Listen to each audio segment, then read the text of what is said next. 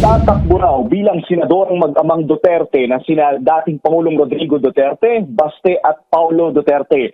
Ito mismo ay nanunsyo ni Vice President Sara Duterte sa isang event sa Cagayan de Oro City. Pagdidiin pa niya, 3 ang Duterte nga asahang tatakbo sa susunod na taon.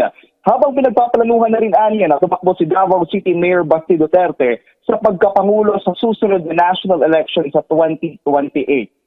At si VP Sara naman ay babalik daw sa pagkaalkalde ng Davao City, ngunit hindi niya nilinaw kung kailan ito. Samantala, nilinaw ni Vice President Duterte na hindi niya bibitawan ang kanyang pwesto bilang ikalawang Pangulo sa ngayon.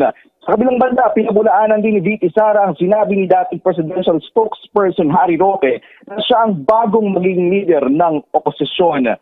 Ay Sayam Mirapuentes, Newsline. I-like, follow, at share ang Newslight Facebook page at YouTube channel. Huwag palampasin ang mga balitang dapat ninyong malaman. Let's reach more people for the glory of God. Follow na!